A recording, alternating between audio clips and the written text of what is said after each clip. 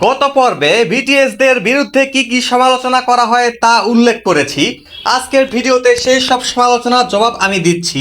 এক, বিটিএসরা মেয়েলি আচরণ করে, তারা মেয়েদের মতো সাজে। ছেলেরা নাচের সময় মুখে মেকআপ দেয় এবং লিপস্টিক দেয়, এটা কোরিয়ান কালচারেরই অংশ। বিটিএসরা কি ধরনের ড্রেস পরবে, কেমন মেকআপ করবে, এগুলি কোনো কিছু তারা নিজে থেকে সিদ্ধান্ত নেয় না, সব হাই কোম্পানির সিদ্ধান্ত। আর কোরিয়ানরা জন্মগতভাবেই পুরুষরা একটু মেইলি টাইপের হয়, কারণ এটা প্রকৃতিগতভাবে ওদেরকে এভাবেই সৃষ্টি করা হয়েছে। দুই, বিটিএসরা সমকামী। বিটিএসরা মোটেও সমকামী নয়, তাদের যে সমস্ত লিপ কিসের ভিডিও ইন্টারনেটে আছে সেগুলো সমস্তই এডিট করা। দুই, তারা এলজিবিটিকিউ সাপোর্ট করে এবং প্রমোট করে। হ্যাঁ, বিটিএসরা এলজিবিটিকিউ সাপোর্ট করলেও সেটাকে প্রমোট করে না, কারণ বিটিএসরা বলেছেন সব মানুষের সমান অধিকার রয়েছে। যারা সমকামী তারা জন্ম থেকেই সমকামী হয়, প্রকৃতি ওদেরকে সমকামী করেই বানিয়েছে। তাই বিটিএসরা সমস্ত মানুষের অধিকার নিশ্চিতের বিষয় থেকে এলজিবিটিকিউ সাপোর্ট করে কিন্তু প্রমোট করে না। চার, বিটিএস এর লিডার RM ইসলাম ধর্ম সম্পর্কে খারাপ মন্তব্য করেছেন।